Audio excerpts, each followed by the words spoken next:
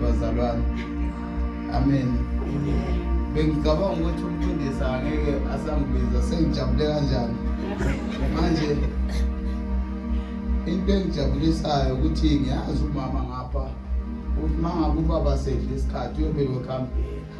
Amen bazalwane. Manje ayisekho nje into engizoyikhuluma ongcono siyenze ngelinye ilanga. Amen bazalwane. Hallelujah. Esibazalwane bami ayikho nje into engizoyikhuluma etheni. Bathi ngicabanga ukuthi ngenxa yesikhathi esenaso sengizothatha nje u5 minutes. Amen bazalwane. Ayikho imessage etheni engizoyidlulisa kubazalwane. Ngaphambi kokuthi ngikhulumayo ngiyabingelela abazalwane ngegama elihle lika Jesu. Amen bazalwane. Bese uyanikeza umakhelwane oseceleni kwakho high five umtshela ukuthi ngiyakuthanda ngothando likaGod. Hallelujah. Amen bazalwane. Bengifuna ukukhuluma ngendaba yokunikelo nje namhlanje. Amen bazalwane bathi inkinga namhlanje nisifake kwenye level manje worship team abantu bashaya izandla bashaya izandla bazalwane. Bengithi ngizogamula namhlanje ngizoverify abantu ngomnikelo mamneshwa waqhamuka wathi asinakho. Manje ngithiyela kanjani nakho vele kwathi. Amen bazalwane. Hallelujah. Khona nje umzekeliso engizowenza bazalwane bami. Hallelujah. Kusho ukuthi ngizothinta kancane ngendaba yomnikelo bese ngikhuluma lokho engikhuluma ngehlala phansi. Amen bazalwane. Konke nje enginanzelelayo engi-understandayo. Uyabona i-aeroplane bazalwane bami mayizosuka mayizoya phezulu. Amen bazalwane. Kuye kuthiwe fasten the seat belt. Amen bazalwane. Angikho ekufasten i-seat belt mina lapha. Amen bazalwane. But ngisentweni le esusa i-aeroplane phansi ngaphambi kokuthi iye phezulu isuka inamavili. Amen bazalwane. Isuka inani inamavili bazalwane. Shoot manje into le yodwa ngithanda nge-aeroplane manje mayikhuphuka iyaphezulu lamavili washiya phansi but iyawagodla ikhuphuka nawo. Amen bazalwane. Ithi ekuwagodleni kwayo. Amen bazalwane. Nanoma iyakuphi overseas yakupha iwashiya ihamba nawo. Ma-understand into yodwa nge-aeroplane bazalwane bami. Ikhona into eyi-understanda ukuthi the same wheel engisuse phansi ngizobuye ngiyangisa phezulu ngizobuye ngidinge mase ngifuna ukuyohlala phansi. Amen bazalwane. Bangaki bafundisi bami esenibashumayezile asesenibathandazele bangaki mamneshi osibathandazele befuna umsebenzi bawuthola base beyakhohlwa ngawe ngoba nakho sokubalungela ngikho lapho. Amen bazalwane bathi ngisemnikelweni umessage yami lana ukuthini bangaki bazalwane bami abakade bengasebenzi basebeya kuNkulunkulu ngokomthandazo. uNkulunkulu abayivili labo abalifta bathola imisebenzi mase besebenza sokumele bezoletha kweshumi bathi akusabhalansi. Uzobhalansa kanjani wena uhluleka ukubhalansisa umabhalansi okuyena okwenza ukuthi ube lawo khona. Uzungalenzi iphutha lokukhohlwa la ubuya khona. Amen bazalwane. Ngisho noma ngabe ungagibela kube kuhle kanjani udle noma yini oyifunayo but uzungakhohlwa ukuthi what goes up ngelinye ilanga kuzoya phansi. Amen bazalwane. Hallelujah. Bathi abenza geography the higher you go the colder it becomes. Ngelinye ilanga uthi nanoma sokumnandi empilweni ungacabanga ukuthi laba abaphila ukucazucaza impilo enhle phezulu ngalokulula. Amen bazalwane. Sekuyabanda ngale sebekhumbula ukushisa lempilo abakhe bayiphila ngapha ngoba ngala kusekholula. Yazi why kungekholula? Because bakhohle umnikazi wezinto, bakhohle umuntu okuyena umqali wendaba. Hallelujah. Hallelujah. Message yami nginayo ngale ngomnikelo bazalwane bami. ingizwisa ubuhlungu into yokuthi masizonikela ningixolele bazalwane ngisho mangizokhuluma ngomnikela bukhona ukuthi angazi ngambone siyafaka isitsheni ningixolele ngisonta i-weekend lami nje ngisonta lonke izolo bengisesontweni nalamhla ngisesontweni ningixolele bazalwane haleluya ngizwisa ubuhlungu lento mafundisi ukuthi ngibona abazalwane bezofaka u10 esitsheni somnikela ngisho ukuthi wrong lokho amen bazalwane but engizokubuza yona mamneshi ukuthi mangabe uboy esiye esikolweni wayomnikeza u10 rand ungamnikeza u100 rand because fanele mshayeleni izandla haleluya unikeza umntwana u10 rand because umfanele uyabona ukuthi kunobungozi ukuthini ngimnikeza u100 rand amen bazalwane but wena uNkulunkulu uyathandaza ukunikeza umsebenzi oholisa 5000 unikeza u10 rand why unikeza uNkulunkulu okubukeka ku-useless because unikeza umntwana u100 rand because une-value kuwe amen bazalwane but u10 rand nanoma ungalahleka kufanele nanoma ungalahleka ephaketheni angeke uhambe utshela abantu ukuthi ngilahlekelwe u10 rand but u100 rand mangabe kwenzeke welahleka uyakwazi ukukhuluma ngayo. But why sinikeza uNkulunkulu lokho esibone ngathi ku-useless okungenavelu bazalwane? Why sinikeza uNkulunkulu? Why? Ngaphendule akukhulume lo muntu ongaphakathi kwenu awuyehlolisisa uyezibuza ukuthi kanti kwenziwa yini Nkosi kahle mangabe kuyukuthi vele wena kuyahula bazalwane hayi ngiyacela nibuye kimi ngithandazela hayi pastor ebabuye ngibathandazela because mina ngilenza iphutha ngisho nalilodwa ilanga lokuthi ngikhiphe u10 rand ngiyofaka esitsheni ngifuna ukuqamba ama bona ngathi ngiyamthuka uNkulunkulu angisho ukuthi ngingawufaka u10 rand because uthe umama ehlabelela anginakho kwanele amen bazalwane ngani ukuthi awunakho kwanele but sokuyisikhathi bazalwane bami sokuthi sike siyomfuna uNkulunkulu siyamkhonza ngobuqotho amen bazalwane sho njalo itimu yethu ukuthi asikeni siphendukeni yalonyaka amen bazalwane akeni siphendukeni ezinye zezinto ezenza ukuthi into zethu zingahambi kahle sukele emnikelweni bazalwane uthi umamhlenge wemhlaba mayenza umzekeliso awukwazi ukuseva into engakwazi ukusevela because manje uphethe 200 rand lo awazi nokuthi ubuya kubani but uthe suka kulowo muntu okunikeze wona ubekade wamjabulisa lo 100 rand yena uthe ngenkathi awunikeza wena kwaba khona ukuhluthuka kuyena kwajabula wena angazi ukuthi ngamali siyashona kwebe ukujabule bani ngemali ekubuye kodwa usala wona manje sikode 100 rand wami kube sengenza ukuthi mama ingakho ngithi awazi ukusave into engakwazi ukusavela because 200 rand uphethe la wazi ukuthi ubuya mhlawumbe nje izolo kusebhanoyini usuke istempile seva kanjani into ofuna ukugcwala indawo yonke imali seyidinga bazalwane enkonzweni ukuze ukhulume kahle baba ukuthi siyidinga imali endlini kaNkulunkulu ukuze inkonzo ikwazi ukuqhubeka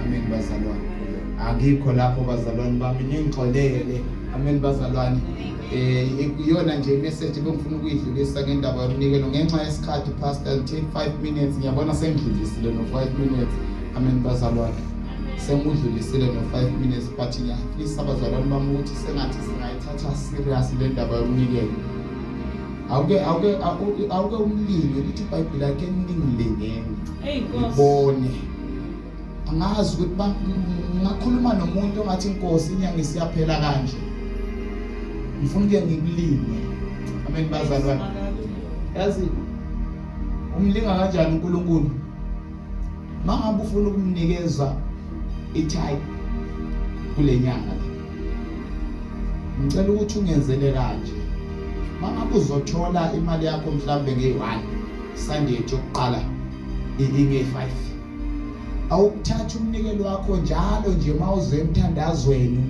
uthi Nkosi yabona ngalokho ngilinga ngakho ngifuna ukuthi kwenzeke 1 2 3 amen bazalwane thandaza ngawo umnikelo ungalethe umnikelo nje uthi ngoba vele kuthiwe sizoletha kwetithe ungawulethi ungawuthandazela thandazele ala ukumlinga lokho uthi ake ningilengeni ke nibona amandla wami. Amen bazalwane. Kanti besingeke senze yini njengolokhu njanini uJobe? Amen bazalwane. Besingeke besingeke sisimlinge na. Phela uJobe phela kahle ukushudwa walima umkakhe ethi wamthunga uNkulunkulu wakhe. Amen bazalwane. Bathi amazange wamthuka. Amen bazalwane. Wahlala ethingini lomuntu. Amen bazalwane. Hallelujah. Lithi iBhayibheli lami bazalwane. Lamhlanje ngizokhuluma nawe uthi awusebenzi wena awazi ukuletha kweshumi ngoba nakho awusebenzi. Amen bazalwane. Thi ngikutshele something. Lithi iBhayibheli lami kufika isikhathi uAbrahama uNkulunkulu uthi thatha indodana yakho uyongenzela umhlatshelo ngayo. Amen bazalwane. Understand into yodwa malifunda kahle iBhayibheli lithi besasendleleni besahamba. Nkosi. Uthi uAbrahama encekwini naleyimbongolo. Salani la. Mina nenceku yami, mina lendodana yami. Saya phambili. Amen bazalwane. Siyabuya. Understand. Underline the word siyanjani? Siyabuya. Amen bazalwane. Siyabuya. Understand into yodwa ngoAbraham bazalwane bami. uNkulunkulu uthe thatha indodana yakho yongenzela umhlatshelo ngayo. But nanoma uAbraham wenza into angayifuniyo, but wenziswa ngumuntu ongeke ayale kuye. Amen bazalwane. All right. Underline the word siyabuya. Amen bazalwane. Abraham uthi nanoma sekunzima sekunjani sekumele ayenze umhlatshelo ayithatha imfuno wenza konke. Amen bazalwane. Follow instruction. Ma sebefika kuleyo ndawo ushiya imbongolo ushiya nenceku yakhe. Uthi siyabuya. Amen bazalwane. Ekutheni kwakhe siyabuya. Kodwa into engiunderstanda ngayo bazalwane. Abraham wakhuluma into ayifunayo nothi into ayenza. Aningizwa. uNkulunkulu uthe thatha indodana yakho ngenzela umhlatshelo ngayo. But uthi uAbraham encekwini nasembongoleni mina nendodana yami sakhuphuka. But isinjani siyabuya. Amen bazalwane. Kwesinye isikhathi bazalwane kumele ukhulume into oyifunayo nothi into yoyenza. Amen bazalwane. Hallelujah. Angazi ukuthi ngesilungu ningabe kanje phela ngifundanga mina. Angifundanga mina ngifundanga bazalwane. Still isilungu. You must speak what you want. Not what you want. Hallelujah. Amen bazalwane. Namhlanje ngizothi let the poor say I'm rich. Amen. Namhlanje ngizothi let the one who's not working say I'm working. Amen bazalwane. Inkinga yakho ukuthi wena mase uzokutshela ngokwethi uzothi angisebenzi.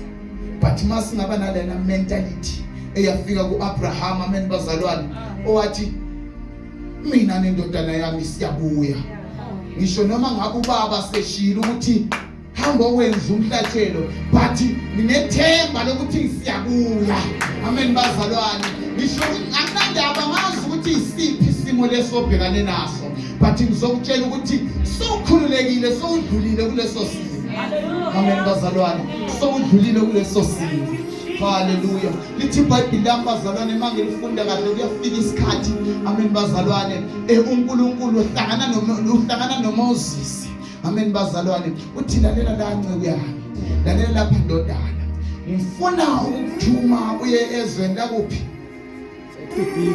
LaseGibhithe. Uyongikhiphela abantu abami. Uyongikhululela abantu abami. Amen bazalwane. Lithi iBhayibheli yafika isikhathi uFaro Moses sefikile njengalokho uNkulunkulu sebekashilo. Ufuna ukusummarize abazalwane uthi njengalokho uNkulunkulu mayelise eseshilo mayefika uMoses uFaro wabhekana ngoba nje. Amen bazalwane. lithi iBhayibheli lami abantwana bakwa-Israyeli bebeqova iy'tina ameni bazalwane. Shuthi uFaro Moses sefikile wakwata wathukuthela kakhulu ukuthi uNkulunkulu lo kusho ukuthi uyambhedela lo. Ungangithumela umfana ongaka ukuthi ezothatha abantu asebehlale over 400 years beyizigcina zami. Lithi iBhayibheli uFaro wamultiplya umsebenzi phezu kwalo wabewenza ngelanga. Lithi uma ulifunda kahle bekukhona abantu ababalethela utshani ukuthi bezoxova iyitina. Amen bazalwane. But wasesithi uFaro, from today seniyoyithathela utshani le nibuye nizoyenza iyitina la. At the same time ngifuna ukuthi niyenze the very same number ebeniyenza every day. Just imagine umuntu ngokutshela ukuthi wena since uhlala la eFoyes, since uhlala la eCosmos City ungena ngo5 ngifuna Monday to Friday from 5 akusena tekisi ezokulanda ukuthi uyobuya ngani anginandaba ukuthi usujwayela ukukhanjiswa itekisi but mina ngo5 ngizofuna emsebenzi. Hallelujah. Lithi iBhayibheli lami bazalwane wathukuthela uFaro bazalwane ngendaba kalokhu njenini ngendaba ukuthi uNkulunkulu uthuma uMoses. Lingawali nizongizwa kahle.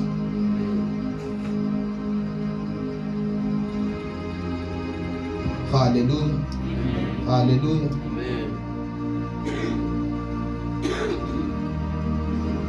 Lithi iBhayibheli into kahle ithi ngisummarize into engi-understand la bazalwane bami. Lithi uMoses uma sefikile bazalwane ngizokhuluma nomuntu osenkingeni. Amen bazalwane. Lithi uMoses uma sefikile kwakunzima yebo ebantwaneni bakwa-Israyeli, but lithi iBhayibheli lami abantwana bakwa-Israyeli there's very same people ukufundiswa phela sometimes thina singabazalwana ngazi ukuthi sisuka kube njani emakhanda wethu. The very same people esisuka emakhaya sithi sizothola ukukhulula enkonzweni umfundisi uyofika usiyafika uphasi efike sitshele ngomnikelo ukuthi sikhiphe kwentayini, kanti uphasi naye unjani ezositshela ngomnikelo esibona sisebenze sizosontweni ngoba nakho sithi sizothandazela sithola imisebenzi uzositshela ngomnikelo siyayithatha. Ngiyazi ukuthi bakhona abanementality enjalo.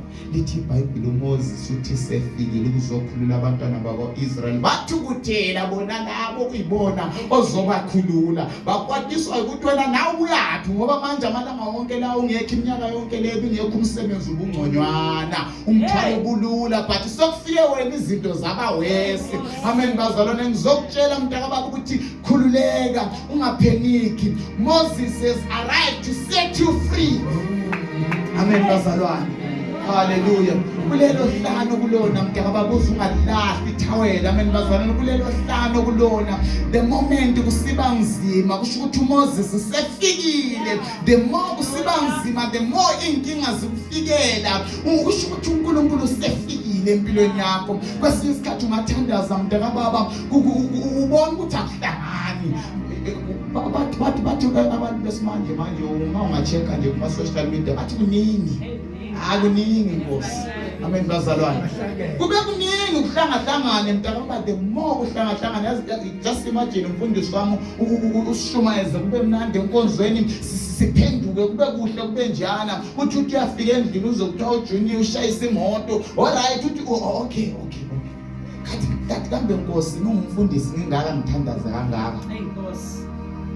Iyongethela izinto ezingaka phela kwesinye isikhathi uyafikela umcabango ukuthi angiyeke into kaNkulunkulu le ngoba lo nkulunkulu lo kaphenduli. Just imagine yazi uthandaza ucela umsebenzi utholile uqeda hola uze kuthiwa umntwana sephukile esikoleni ubuyitshela ukuthi ufuna ukwenza lokho. Amen bazalwane. Awuthi usakubonile uze kuthiwa hayi ekhaya sokunalokho. Amen bazalwane. Hawu kanti Nkosi uphendula kanjani? Amen bazalwane. Into engi-understand into engizokutshela wena mntakababa ukuthi the more inkinga zifike empilweni yakho uNkulunkulu ube sefikile. Amen bazalwane. Angibadingi abazalwane asiwadingi amakholwa anteketeke manje. Ivangeli leli sidinga ukuhamba nabazalwane abastubborn. Amen bazalwane. Sidinga abazalwane abastubborn manje. Entweni kaNkulunkulu yenza ukuthi uSathane ethi nayo Tarashisho nithi Niniva. Amen bazalwane. Ngisho noma sifike inkinga mntaka baba. Into engiunderstand abantwana bakwaIsrael babenga-understand ukuthi ukufika kukaMoses ukukhuphula kwakhe iLord uFaro. Amen bazalwane. Kwakuyikwenza ukuthi izinto zibe lula kubona. Amen bazalwane. Sengisehlala phansi ngenxa yesikhathi soyikhuluma ngelilanga umfundisi ungixolele baba vele sokungu-12 o'clock kusho ukuthi vele uNkulunkulu bekuhleli ukuthi ukhulume naye. Amen bazalwane. Amen akengixoli bazalwane bamthola maseshayile nje kwaseshayile so sengisehlala phansi. Amen bazalwane. Sengisehlala phansi. But into engifuna ukuyidlulisa mntaka baba kubambe lokho kube kuthathu. Amen bazalwane. I-type ibunzima lobuhlangana nabo bazalwane bami. The more sibanzima ungalahli nethi. Bathi ukuthi wahlabelela ukunyuka kwezinto ukunyuka kwezinga angimazi ukuthi wahlabelela wathi kuthiwa kusipho kwezani. Yayazi ingoma engisho. Amen bazalwane. Ithi ingoma ethanda ubaba uthi basheshe bahleka. Amen bazalwane. Kanti inkosi singizwile. Bayeke bakuhleke esimeni sakho. Bayeke bakhulume ngesimo sakho. Kanti abazi ukuthi uNkulunkulu khona into enhle ayihlela ngempilo yakho ngiyabonga. Sure. My. Ngivumele ngenze nje. Ifale yami eBhayibheli. Mina nesihlabelo sami sisakhuphuka kodwa sobuya sibuye. Ayi bazalwane namandla lethu. I may be having the very last Isaac in my pocket kodwa mina nesihlabelo sami siyaya yomnqulu Jehova kodwa sobuya sibuye. Beka-ke inzuzo ka-Abraham ngalokhu akwenza. Today the entire universe cometh from the loins zika-Abraham. I am the offspring. You are the offspring of Abraham. Why so? Because wathatha isihlabelo. Wathemba uNkulunkulu ngesihlabelo. Wathi ngihamba ngiyonqula uNkulunkulu kodwa ngiyobuya nesihlabelo sami. Ngiyobuya nalomnikelo wakho. Kodwa okufihlakele akungeke kube isikhathi ocebe ngaso wena. Angeke kube sisindo osicabangayo ngengqondo yakho. uNkulunkulu uthi ngezwi lakhe he is able to do exceedingly and abundantly above all that you ask and imagine according to the power that worketh within us. God will supersede inkinga zakho. Just be faithful enough ukuthatha isihlabelo uNkulunkulu uzobuya kuphindaphindene nathi ngesikhathi sakho nathi ngesindo sakho kodwa ngesikhathi sikaNkulunkulu nangesindo sikaNkulunkulu. Angazi ukuthi ulindeni kodwa I'm here to say to you, prepare. If you need a car that is only a one car, prepare a double garage because Unkulunkulu is going beyond what you want. Unkulunkulu is going beyond what you want. Maybe you are looking for a 2-bedroom house. I'm here to say to you, prepare for a 3, 4, 5, 6, 7-bedroom house because Unkulunkulu makabuyekeza uNkulunkulu ekukholoseni kwakho ngaye awufinci umsebenzi womntwana wakhe okwenzayo ukwenzela kuNkulunkulu. uNkulunkulu does not owe any person. God is a rewarder of those who diligently seek him. Umsifuna uNkulunkulu uthi uNkulunkulu andinako enginokunika kona, kodwa thatha uqobo lwami umnika uqobo lwakho. uNkulunkulu ukhangela ukuthi uyakukuvuza ngani, uyophindaphindana nesizukulu sakho. Songekho emhlabeni igama lakho ngeke laphela. Asukume sonke sekhuleka.